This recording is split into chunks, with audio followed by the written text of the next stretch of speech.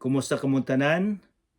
Hinaut po na ang Diyos kanunay magauban kanato samtang kita magatuon sa iyang balaan nga pulong. Dako ang akong kalipay nga maka-share nga makatuon kauban kaninyo, nga magtuon kauban kaninyo sa pulong sa Ginoo. So sa dili pa ko magsugod, mag-ampo kita atong ihatag ang tanan sa atong Ginoong Hesukristo. Mag-ampo kita. Amahan namong langit nun,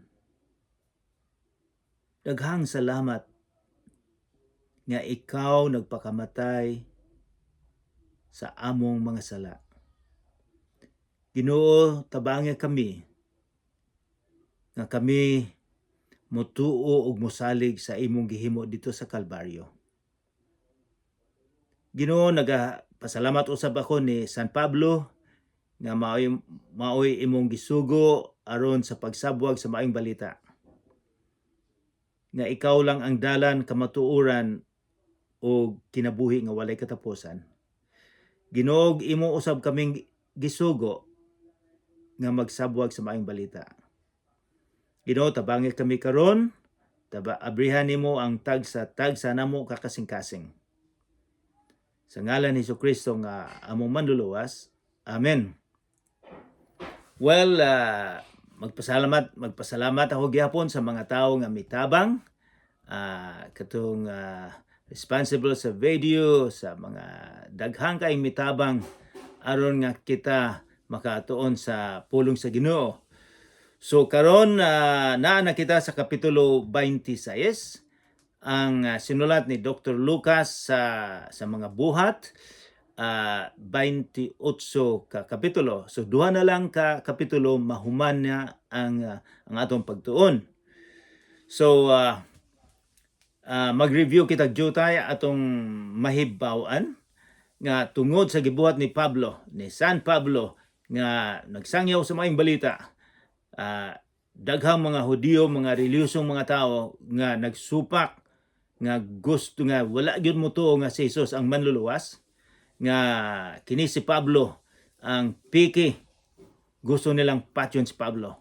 Ug sa ilang gihimo, na preso si Pablo dito sa headquarters sa mga Hudiyo sa Caesarea. Og nag-iimbestigar usab siya ni Felix, Governor Felix, apan walay nahitabo dito. Napreso siya duha ka tuig, ug karon bag-o na usab ang gobernador nga gipadala gikan sa Roma, si Festus. So si Festus, kay si Pablo miingon man nga wala ko malipay sa husgado dinhi sa atong probinsya, gusto ko mo appeal nga ang maghukom nako mao ang emperador sa Roma. So wala sila mahimo kay si Pablo Roman citizen. So aduna siya right katungod nga mo appeal didto sa emperador sa Roma. Apan ang bag-ong gobernador, wala siya ikasulat kung unsa gyud problema, unsa may kaso ni Pablo gyud. Wala siya murag wala man siya sala. Pero kung ipadala niya si Pablo dito sa emperador, kinahanglan na siya isulat kung ngano nga ako ning gipadala siya.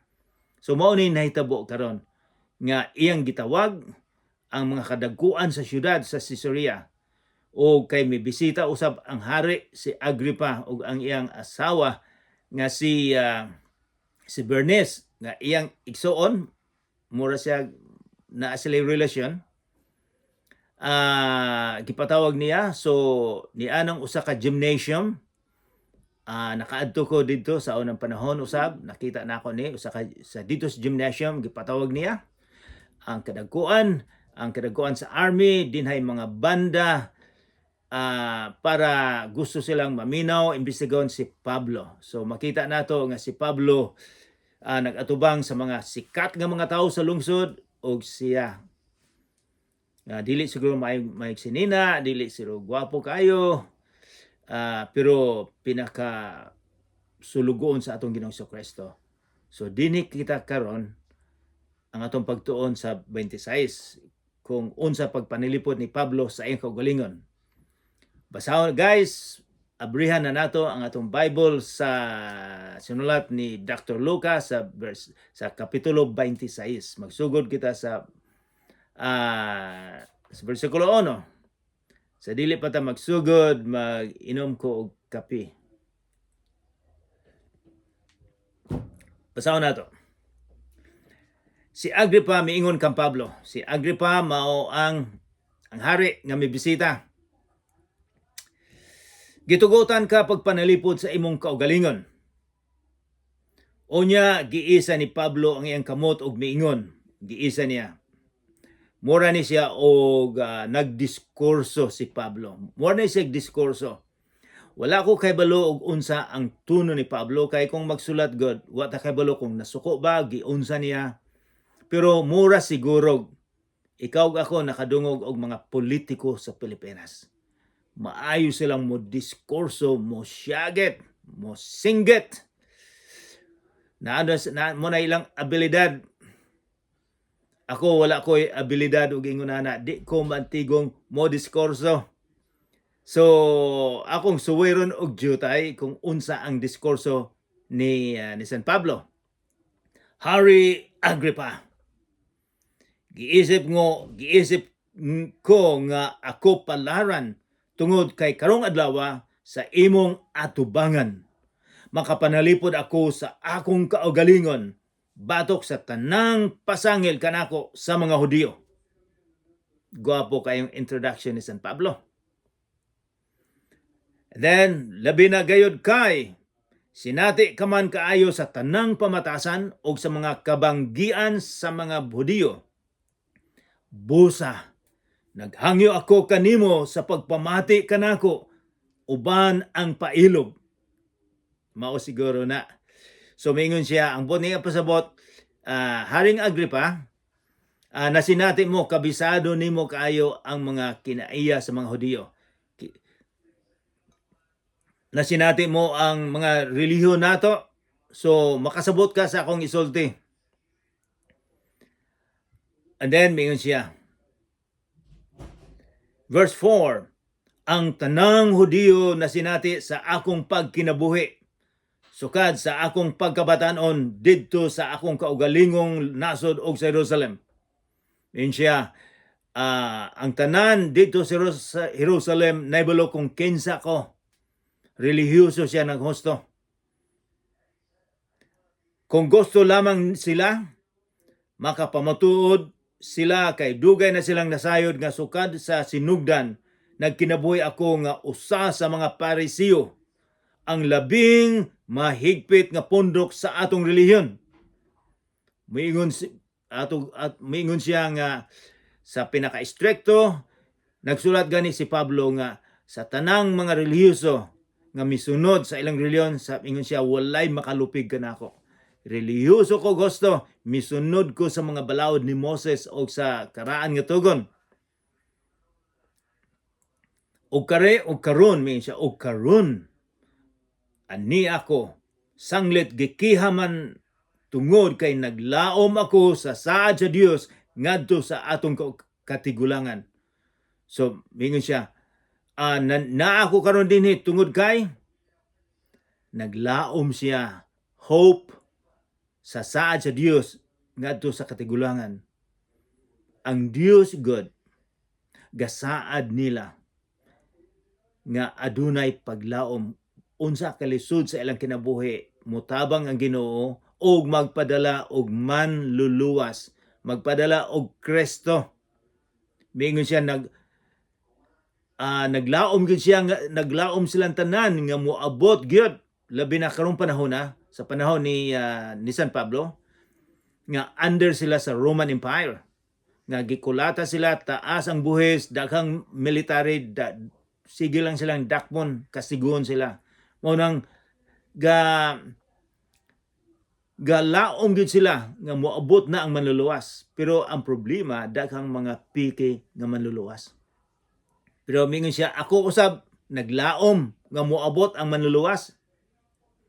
Ang saad nga gilauman nga madawat sa 12 ka banay sa atong katawhan samtang nagsimba sila sa Dios adlaw gabi.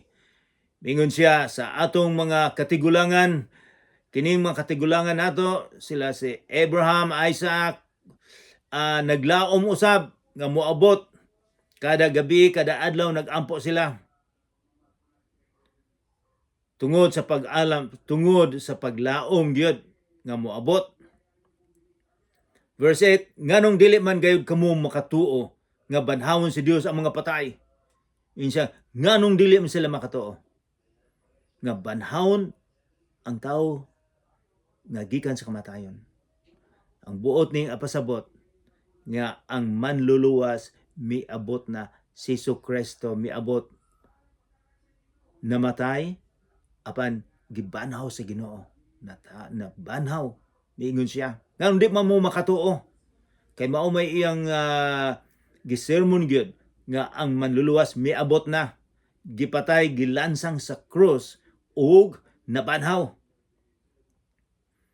Verse 9, ako mismo mituog kaniadto nga sa akong katungdanan og pagbuhat kutob sa akong mahimo batok sa ngalan ni Jesus nga taga Nazareth. Mingon siya, ako mismo mituo ko kaniadto unsay ang gihimo? Mao kini ang akong gibuhat dito sa Jerusalem. Gihatagan ako otoridad sa mga kadagkuan sa mga pari sa pagbilanggo sa daghang mga magtutuo o sa dihang gisulutan sila sa kamatayon, miuyon ako sa hukom. Posible si San Pablo, member siya sa Sanhedrin. Member siya, mura ni siya senator, mura ni siya judge, member siya. So dako ni siyang tao. Ug mingon siya, kung naay mga sumusunod ni Jesus nga patyon, may boto siya, yes, kinalang patyon ng mga sumusunod ni Jesus.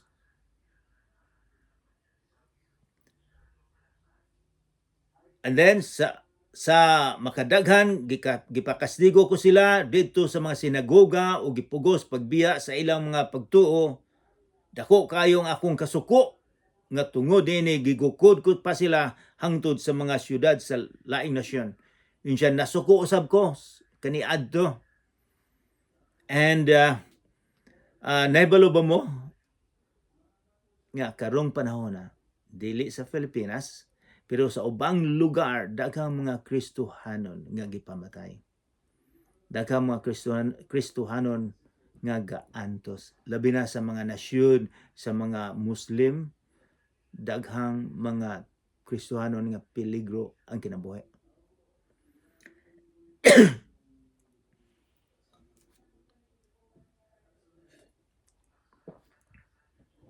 Kahapon nakipag-istorya ko sa akong amigo taga China, may bakasyon siya sa China o may balik, miingon siya daghang mga Kristohanon galisod sa China.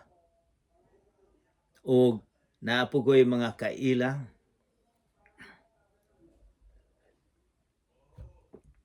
nga taga Africa, taga Nigeria. Miingon sila lisod ang kinabuhi sa mga Kristohanon. Kaya gipamatay sila, gidakop sila. So mao na nahitabo. Mingon si Pablo, ako sa una akong nagdakop. And then naghatag na si Pablo og iyang testimonyo sa ang kinabuhi. Nga paano siya nga nahimo siyang Kristiyano sumusunod ni Jesus. So mao ning istorya. Iyan na ning istorya katulo na siguro. Naibalo na kita niini. Apan maayong atong makahinumdum kita. Mao kini ang akong gituyo sa pag-adto sa Damasco uban sa otoridad ug mga sugo sa mga kadagkuan sa pare. Verse 13, unya sa udtong tutok samtang nagpanaw ako, kamahalan nakita ko gikan sa langit ang kahayag nga sulaw pa kaysa adlaw nga midanag libot kanako ug sa akong mga kauban. So nakita siya sulaw kaayo, masulaw pa sa udtong tutok. Nangatumba kaming tanan sa yuta ug nadungog ko ang tingog nga misulti kanako sa pinulungan nga Hebro. Saulo, Saulo, nganong gilutos mo man ako? Ikaw ra ang masakitan sa imong pagtindak sa tinalinsang kahoy. Nakadungog siya. Ang iyang ngalan gitawag nganong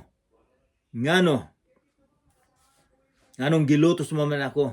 Gilutos mo nganong imo man kong gikastigo? Kung ato diyang kastiguhan ang mga kastiguhon ang sumusunod ni Jesus, pariha lang day usab nga maunay atong gihimo sa atong Ginoong Hesukristo. Mo'y buot ining pasabot. Pero nay akong gustong explicar dinhi, ikaw ra ang masaktan sa imong pagtindak sa tinalinsang kahoy. Matingala kita unsa man ang giingon sa atong Ginoong Hesukristo ni Pablo. Kay sa unang panahon, sa ilang panahon, ang mga farmers aduna sila'y mga baka nga kung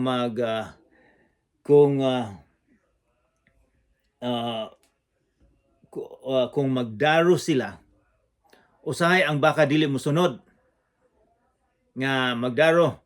So adunay kahoy nga talinis kaayo nga ibutang sa likod aron nga musunod ang baka. Usahay unsay gihimo nganong karo ang masaktan sa imong pagtindak, mutindak ang baka, pero bisag sige siya gatindak, ang kahoy nga talinis sige gihapong mutusok sa iyang lawas sa baka. So walay mahimo ang baka. Ang bote pasabot ni Jesus, wala kay mahimo, Pablo, kay ikaw ra usab ang masakitan sa imong gihimo. Sa imong gihimo nga imong gikulata ang mga Kristiyanos sumusunod nako, ikaw ra gyapon masakitan. Mo nang muhunong ka, wala kay mahimo. And then verse 15, kinsa ka man Ginoo? Nangutana ako. Ug ang Ginoo mitubag, ako si Jesus nga imong gilutos. Si Jesus mibalik na kining panahon na karon, mga 20 na katuig nga si Jesus gipatay, gilansang sa cross ug nabanhaw. Ug paghuman og 20 ka tuig mibalik siya, nagpakita siya ni Pablo dina sa dalan sa Damascus. Huna-huna mingon siya, ako si Jesus nga imong gilutos. Apan mingon siya, tindog kay nagpakita ako kanimo aron himuon ko ikaw nga akong sulugoon. Aduna day tuyo purpose ang atong Ginoong Hesukristo ngano nga nagpakita siya. Ingon siya, himuon ko ikaw nga sulugoon. Unsay iyang himuon? Isulti sa uban ang imong nakita karon og ako unyang ipakita kanimo. So himuon ko kita, sugoon ka nako. Huna-huna nga si Pablo gustong patyon ang mga sumusunod ni Jesus, apan si Jesus nagpakita nga ikaw sugoon ka nako aron nga masabwag ang mga balita. So lisod kayong masabtan nato nga si Pablo nga gustong hunungon ang Kristyanismo. Siya ang gisugo ni Jesus nga magsabwag sa maayong balita. Katingalahan, verse 17, panalipdan ko ikaw gikan sa katawhan sa Israel ug sa mga dili Hudiyo nga mao ang katawhan nga paadtuon ko kanimo. Mingon nagpromise, nagsaad si Jesucristo nga panalipdan kanako sa mga tawo nga akong ipadala. Kay peligro ang akong gisugo nimo, pero panalipdan kanako. Nahibaw man nato sa atong pagtuon nga daghang nahitabo ni Pablo nga duol na siyang mamatay apan si Jesus gipanalipdan. Mao'y saad. Ikaw ako usab gisaad sa Ginoo nga gisugo kita sa pagsabwag sa maayong balita. Dili tanan sa mga peligro, pero siguro sa atong mga amigo, sa atong mga igsuon, Sorry. Gisugo kita. O si Jesus mingon, panalipdan ka. Ikaw, so mao ni usas mga sugo, adunay purpose, tuyo, gi-explikar ni Jesus. Ikaw magpabuka sa ilang mga mata og magtultol kanila gikan sa kangit-ngit ngadto sa kahayag o gikan sa gahom ni Satanas ngadto sa Dios. Sorry. Usay ko magsulti ko kung dugay ubhon ko. So importante ang gisugo ni Jesus, ang iyang paglantaw sa mga tao sa unang panahon nga kining mga tawhana relihiyoso naade sila sa kangit-ngit, buta di ay sila. Ug mingon siya, kini silang mga tawhana gikuptan ni Satanas. So ang imong trabaho, gikuptan sila ni Satanas, imo silang ibalhin ngadto sa gahom sa atong Ginoong Hesukristo. No, og pag mingon pa si Jesus, aron unsay may tabo, aron pinaagi sa ilang pagtuo kanako. Mapasaylo ang ilang mga sala. Ang hain man mo adto aron nga ang imong sala mapasaylo. Dinhi si Jesus miingon, dinhi lang sa iyaha nga kita mapasaylo. Dinhi lang kita ni Jesus nga moduol aron mapasaylo sa atong mga sala.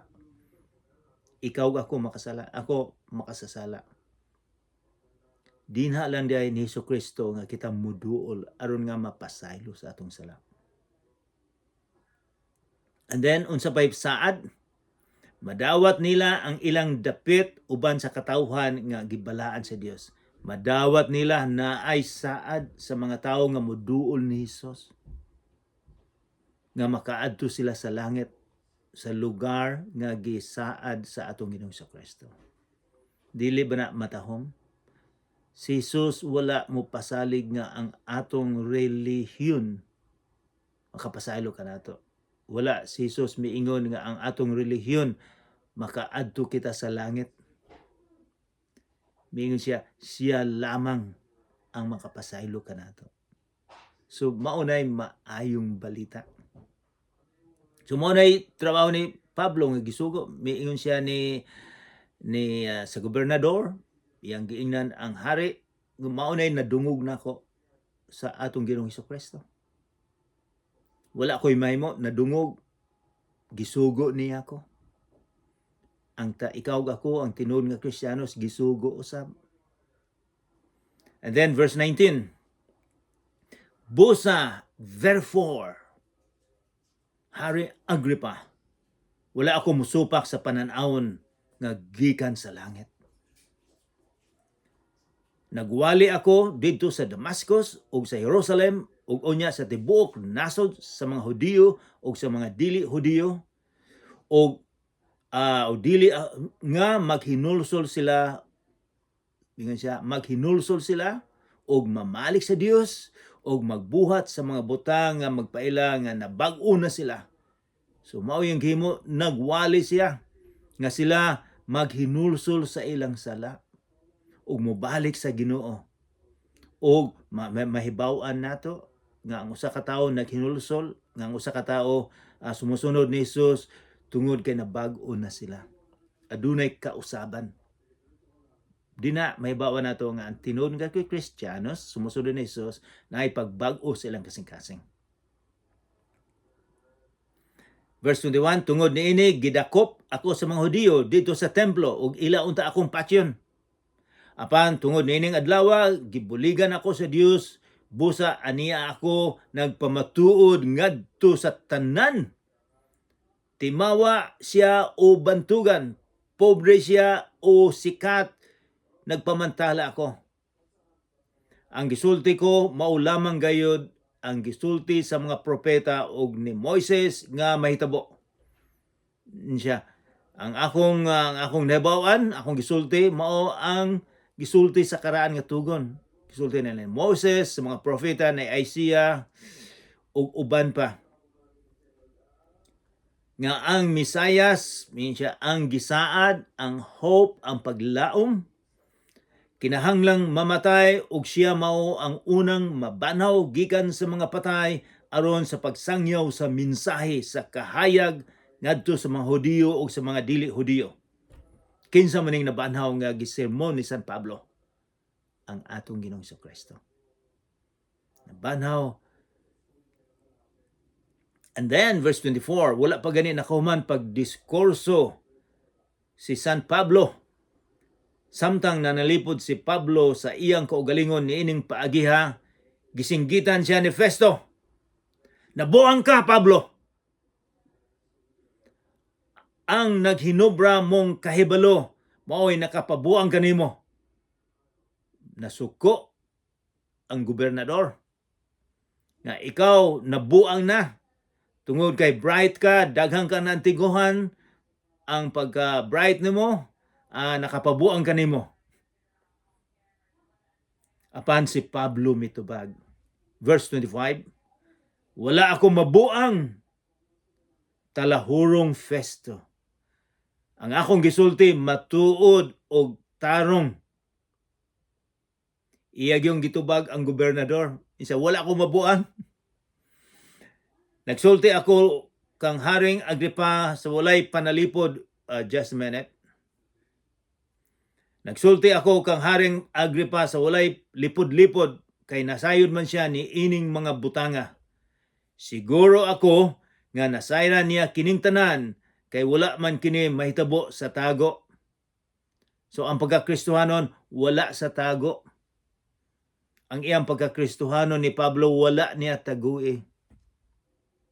Usay na ubang mga Kristohanon nga maulaw sila nga musulti nga sila Kristohanon. Mingon sila ang imong relihiyon imuha lang na sekreto.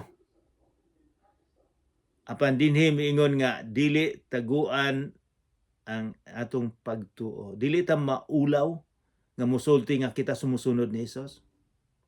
Dinhi sa among lugar dinhi sa Canada, mga tao dili malipay kung musulti ka.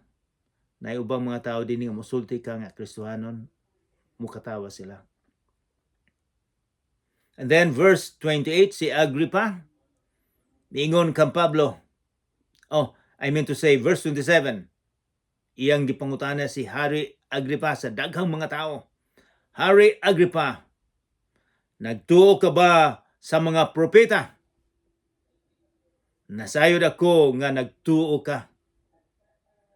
Nasayod ka sa mga propeta, ang mga propeta, ang bote pasabot ni Pablo, sila nagtudlo may tungod sa atong Hesukristo nga siya ang manluluwas. Nagsabwag sila, nagtudlo sila nga ang manluluwas moabot. Gipangutana niya si Pablo o si Haring Agrippa, mutuo ka ba sa akong gisulti? Verse 28, si Agrippa miingon kang Pablo, nagtuo ka ba nga makabig mo ako pagkakristohanon sulod lamang sa mubong panahon? Wow, utro na to.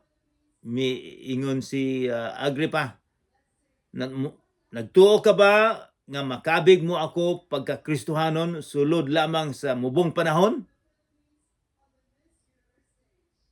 Si Pablo mitubag, sa madugay o madali, ang akong pag-ampo sa Dios mao nga ikaw o kamong tanan nga namati kanako karon may sama kanako apan dili ni ining kadina. So maoy iyang gisulti nga sa madugay o madali ang akong pag-ampo sa Dios mao nga ikaw o kamong tanan nga namati kanako may sama kanako. Mao iyang gisulti. Unya mitindog ang hari, ang gobernador og si Bernice og ang tanang nanambong uban nila. Og sa ilang pagpahawa nag-ingnanay sila. Kining tawhana dili angay patyon o bilangguon kay wala man siya'y nahimong dautan. Unya si Agrippa miingon kang Festo, kining tawhana mahimo untang buhian kung wala pa niya isang isangat ngadto sa emperador ang iyang kaso. Walay sala siya. So sa atong nahibaw-an dinhi karon, interesting kaayo. Atong tan-awon ang atong Ginoong Jesucristo. Atong tan-awon si Agrippa. Ang atong tan-awon ang hari ug atong tan-awon si Pablo. Sa conclusion, ang atong Ginoong Jesucristo. Matingala kita. Atong Ginoong Jesucristo, atong makita nga bisag patay na siya, sa ilang paglantaw na buhi di ay ang atong Ginoong Jesucristo. O gasugo siya sa imuha ug sa ako sa pagsabwag sa maayong balita. Nga kita makasasala o nga kita moduol kaniya aron nga mapasaylo o nga makaadto kita sa langit. Ikaduha, atong tan-awon, bisag asa kita miingon nga si Jesus siya ang manalipod kanato. Ikaduha, tan-awon nato si Pablo. Matingala kita. Nganong napriso siya sa duha ka tuig, lisod kaayong kinabuhi. Apan ang Ginoo adunay plano diayni sa kinabuhi ni Pablo. Kung wala siya napriso, dili siya makasermon sa hari, sa gobernador o sa mga sikat nga tawo sa Caesarea. Ang Ginoo adunay dakong plano sa iyang kinabuhi. Kay tungod kay napriso siya, nakasabwag, nakasermon siya sa mga haring gangis dito sa Caesarea. How about ang hari, si Haring Agrippa? Unsay giingon niya? Miingon siya, nagtuo ka ba nga makabig mo ako sa pagkakristohanon? Ang Bible sa English miingon nga duol na unta kong makabig, Pablo, duol na kong makabig nimo unta. So, ang hari dili eksakto, kulang pa gyud nga duol nga mosalig ni Jesus. Apan dili importante nga duol, kundi importante nga mosalig ka ni Jesus. Daghang mga tawo nga moingon nga duol na kong mahimong Kristohanon. Wala ka kay balog sa mahitabo sa imong kinabuhi karong gabi na kung mamatay ka. Karong panahon na ang panahon nga moduol sa atong Ginoong Jesucristo kung makadungog kamo sa pulong sa Ginoo. Mag-ampo kita. Ama namong langitnon, daghang salamat nga ikaw lang ang among dalan paingon sa kinabuhing walay katapusan. Daghang salamat nga ikaw mapasayloon na higugma ka kanamo. Nagasaad ka nga kung muduol kami kanimo, mapasaylo kami. Daghang salamat sa imong kinabuhi. Sa ngalan ni Jesucristo nga among manluluwas. Amen.